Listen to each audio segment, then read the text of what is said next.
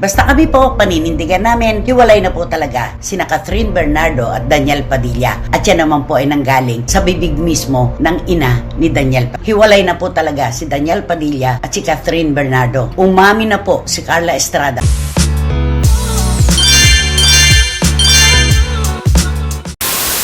Magandang araw mga kachika! Rigel po ulit ang inyong Chika Patrol. Bago tayo magsimula mga kachika, inaanyayahan ko muna kayong mag-subscribe dito sa ating munting channel para palagi kayong updated sa mga latest at nagte-trending na mga showbiz, balita. Nakakalungkot ang pag-uusapan natin ngayong araw na ito mga kachika. Yan kasi ay tungkol sa opisyal ng hiwalayan ni Daniel Padilla at Catherine Bernardo. Oo mga kachika, tama ang narinig nyo. Silang dalawa daw ay opisyal ng hiwalay. Yan ay ayon kay Christopher Min. Basta kami po, paninindigan namin, hiwalay na po talaga sina Catherine Bernardo at Daniel Padilla. At yan naman po ay nanggaling sa bibig mismo ng ina ni Daniel Padilla. Sa latest vlog niya kasi mga kachika, sa kanyang Showbiz Now na channel, pinag-usapan nila kung paano nga ba kinumpirma ng mismong ina ni Daniel Padilla na si Miss Carla Estrada ang hiwalayan ng kanyang anak at ni Catherine Bernardo. Di ba mga kachika, sa totoo lang nakakalungkot isipin niyan. Nagsimula iyan sa haka-haka, nagsimula yan sa chismis, nagsimula yan sa sabi-sabi, tapos ngayon eto, opisyal na. Paghihiwalay ni na Daniel Padilla at Catherine Bernardo. Damay po dito ang pangalan ni Blight, di ba? Si Andrea Brillantes.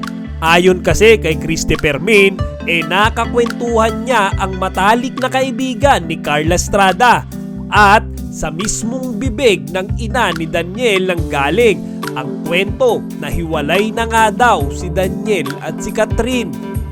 Mga kachika, alam nyo sa totoo lang, hanggang ngayon mahirap ito'y absorb.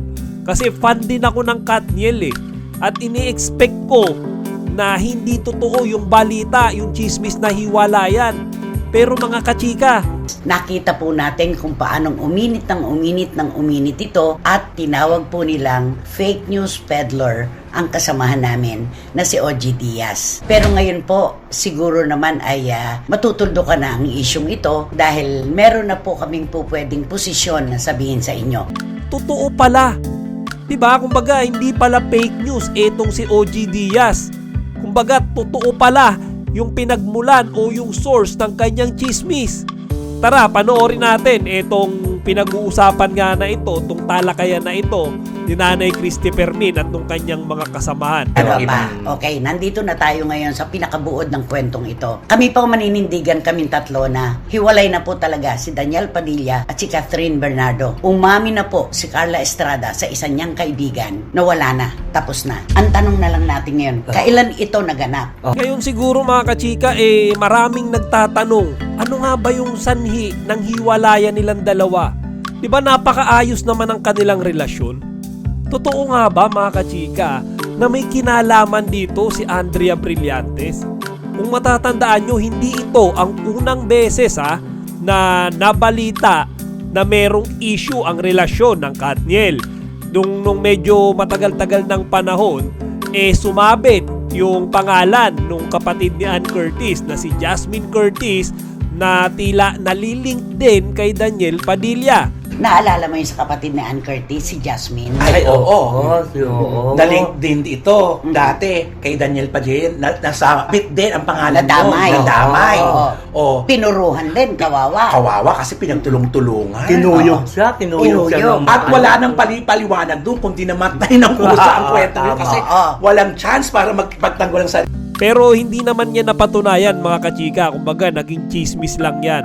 Ngayon, etong pinag-uusapan si Andrea Brillantes daw. Yung talagang third party. At nasundan pa yon ng ipanganak yung issue na hindi gugustuhin ni Catherine na makasama sa trabaho si Andrea Brillantes. Ayun na, doon na. Sunod-sunod na Supok-supok na talaga ang pangalan ni sunog na sunog ni Andrea. Kung matatandaan po natin, hindi ngayon lamang nangyari kay Blight itong ganitong senaryo. Tapos ang nakakapagtaka, hindi naman tumatanggi sa publiko si Andrea. Kumbaga sa gitna ng chismis na ito mga kachika, walang opisyal na pagde-deny si Andrea. Ina-absorb niya lang para bang totoo lahat nung sinasabi, nung chismis. Tapos siya naman hindi niya i-deny. Ba't niya i-deny? Kung totoo naman, di ba?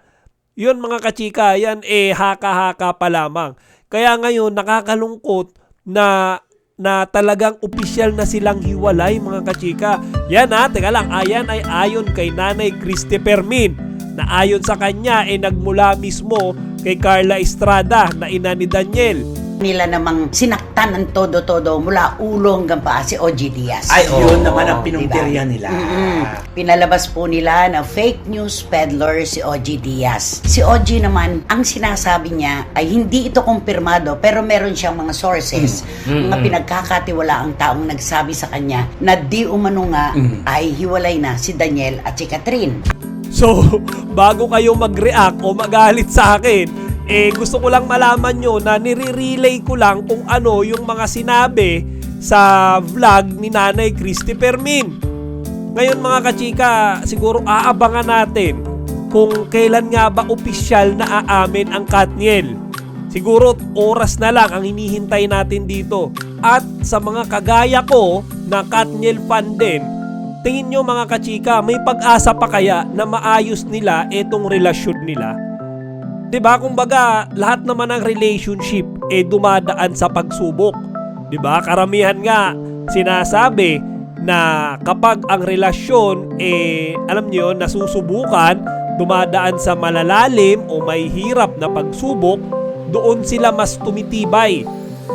Nandun lang kaya mga kachika sa phase na iyon ang relationship ni Daniel at ni Catherine sa kasalukuyan. Malay ba natin, pagsubok lang ito. At kapag ito ay kanilang nalampasan, panigurado mas titibay ang kanilang relasyon. Ngayon kung talagang mahal nila ang isa't isa, maayos nila yan mga kachika. Hindi tayo dapat kabahan. Kumbaga, di ba, malalaki na sila. Alam na nila kung paano ayusin yung relasyon nila. Kaya dapat lang siguro magtiwala tayo. Huwag tayong masyadong mangamba. Siguro nandun na yung concern, yung worry, na sayang yung relasyon. Pero, nandun pa rin naman yung tsansa na maaayos nilang dalawa yung kanilang pinagdadaan ng problema. O siya mga kachika, hanggang dito na lang muna. Sana wag nyo kalimutang bisitahin ang ating website na chikapatrol.net at ilagay din ninyo ang inyong mga opinyon dito sa comment section. Chika Patrol signing out! Kachika, huwag niyong kalimutan mag-like, comment, and subscribe. Para sa iba pang mga celebrity news, i-click lamang ang mga videos na ito.